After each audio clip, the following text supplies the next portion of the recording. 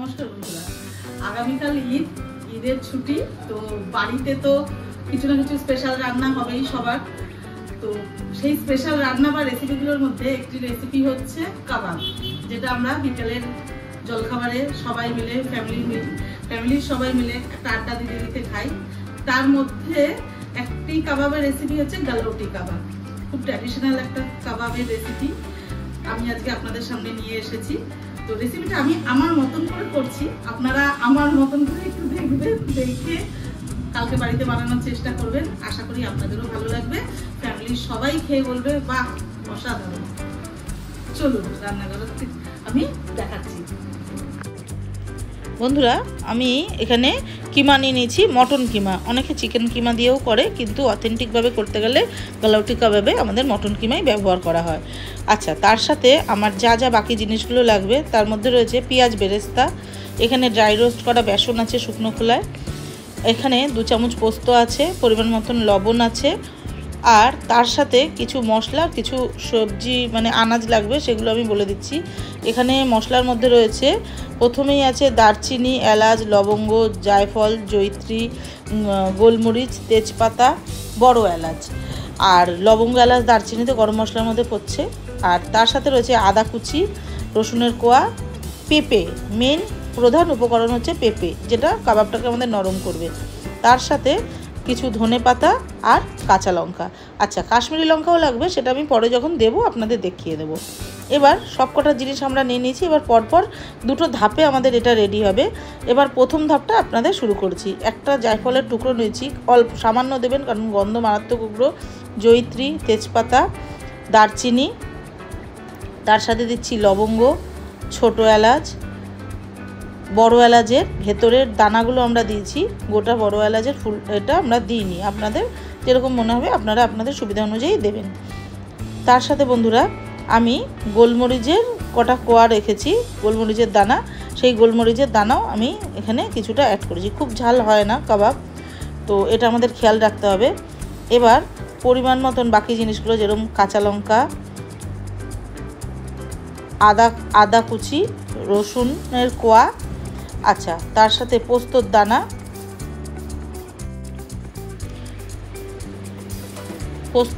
আমরা 2 চামচ মতন এখানে নিয়েছি। আপনারা পরিমাণ অনুযায়ী, কিমার পরিমাণ অনুযায়ী প্রত্যেকটা জিনিস কিন্তু নেওয়া হবে বন্ধুরা। তার সাথে পেঁয়াজের বেরেস্তাটা, এখানে আমি পুরো পেঁয়াজের বেরেস্তাটা, এখানে 2টো পেঁয়াজ আমি নিয়েছিলাম মাঝারি সাইজের, তো 2টো পেঁয়াজ বেরেস্তা। আর তার সাথে যেটা আমি তখন বলছিলাম কাশ্মীরি লঙ্কার গুঁড়ো, এটা আমি 1 চামচ পুরো নিয়ে নিই, আপনারা তো দেখতেই পাচ্ছেন। আর কিছুটা ধনেপাতা, 4-5টা ধনেপাতার যে আমাদের ডাঁটিগুলো হয় পরিষ্কার করে ধুয়ে নিয়েছি। আর এখানে 300 গ্রাম মটন কিমা নেওয়া আছে। এবার বন্ধুরা মটন কিমার মধ্যে আমি যে পেঁপে কুচোনোটা নিয়েছি সেটা এর মধ্যে দিয়ে পুরোটাই পেস্ট হবে। চলুন আগের ধাপটা আমি দেখিয়ে দিচ্ছি। এই যেগুলো আমি নিলাম মিক্সিতে, সেটা কিন্তু হালকা মানে 2 চামচ মতন জল দিয়ে পেস্ট করে ওটা বানিয়েছি। আর এখানে কিমাটাকে আমি পেঁপের টুকরোটা দিয়ে ভালো করে পেস্ট করে নেওয়ার পর আমাদের এই ধরনের এটা এসছে। এবার বন্ধুরা এটার মধ্যে আমি যে মশলাটা নিয়েছিলাম, সেই মশলাটা মিক্সিতে বেটে রেখেছিলাম, সেটা আমি এখানে পুরোটাই দিয়ে দেবো। দিয়ে পরিমাণ মতন যা মিক্সিতে আছে, দেখুন পোস্তর দানা 2-4টে মুখে যাতে পড়ে, পুরোটা আমি মিহি করে বাটিনি, এটা দরদরা পেস্ট যেটা বলে সেই ধরনের হয়েছে, পুরো মিহি পেস্ট হবে না। এবার বন্ধুরা পরিমাণ মতন লবণ আমি এখানে দিয়ে দিলাম। দিয়ে এবার আমি হাতের সাহায্যে ভালো করে ডলে ডলে এটাকে মাখতে হবে। হাতের সাহায্যে মাখতে হবে খুব ভালোভাবে, কারণ এই মাখাটার উপরেই কিন্তু বন্ধুরা আমাদের এই গালাউটি কাবাবের যে সব ভাব যেটা খাওয়ার পরে মুখে দিলে যাতে গলে যায়, সেটা আমাদের আসবে। সবসময় জানবেন কাবাব হচ্ছে খুব ধৈর্য ধরে করার একটা উপকরণ, খুব ধৈর্যের সাথে খুব যত্ন সহকারে করতে হয়। যে কোনো রান্নাই আমাদের, রান্নাটাতে পুরোটাই আমাদের হাতের জাদু আর মনের ভালোবাসা দিয়েই আমরা রান্নাগুলো করি প্রতিটা দিন। তো এবার ভালোভাবে মেখে নেওয়ার বন্ধুরা আমি 2 চামচ মতন যে শুকনো খোলায় বেসনটা ভেজে রেখেছিলাম, সেই বেসনটা আমি এখানে দিয়ে দেবো। দিয়ে প্রয়োজনে আবার লাগলে দেবেন, আমার আর প্রয়োজন মনে হয়নি তাই আমি দিইনি।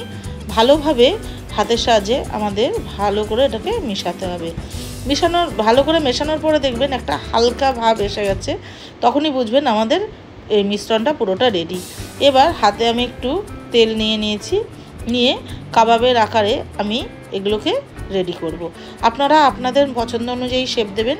আমি যেরকম গালাউটি কাবাব হয় দেখতে সেটাই দেওয়ার চেষ্টা করেছি। একটুও বিশ্বাস করুন, ধৈর্য লাগেনি, যে ধৈর্য ধরে করা, আর সময়ও খুব বেশি লাগেনি। হাতের চেটোতে দেওয়া মাত্রই কাবাবগুলো এত সুন্দর নিজেদের শেপ নিজেরা নিয়ে নিয়েছে, আমাকে খাটনি বা পরিশ্রম কোনোটাই সেরকম করতে হয়নি বন্ধুরা। এই দেখুন, দেখতে পাচ্ছেন হাতে দেওয়ার সাথে কি সুন্দর ইজিলি উঠে যাচ্ছে। আর প্লেটের থেকেও এটাকে যখন তুলবো তখনও দেখবেন খুব ইজিলি উঠে যাচ্ছে, সেটা আমি আপনাদের পরে দেখাচ্ছি। এবার বন্ধুরা এই একটা একটা করে কাবাব আপনাদের যদি মনে হয় গোল না করে একটু ট্রায়াঙ্গেল করবেন করতে পারেন, ওভাল আকৃতি দেবেন সেটা করতে পারেন।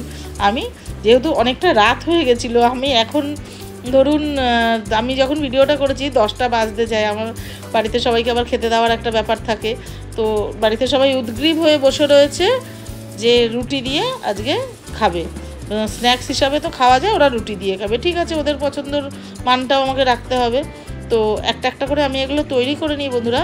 15 মিনিট মতন, 10 থেকে 15 মিনিট মতন নর্মাল ফ্রিজে এটাকে আমাদের রাখতে হবে, একটু এটা হার্ড হওয়ার জন্য, বা একটুখানি এদের যে নিজস্ব একটা টাইম, এটা মশলাটা যাতে একে অপরের সাথে ভালোভাবে মিশে যায় কিমার সাথে, সেটা আমাদের রাখার জন্য, মানে তো যাতে টেস্টটা আরও ভালো আসে। আমি হয়তো গুছিয়ে আপনাদের বলতে পারিনি, তো সেই জন্য আমাদের 15 মিনিট, 10 থেকে 15 মিনিট এটাকে আমি ফ্রিজে রেস্ট টাইম দেব।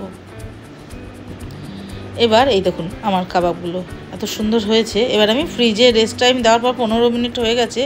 এবার কড়াই বলছি ফ্রাই প্যানে, আপনাদের যদি ফ্ল্যাট কড়াই বা অন্য কোনো তাওয়া থাকে করতে পারেন, আমি এই তাওয়াটাতেই করেছি।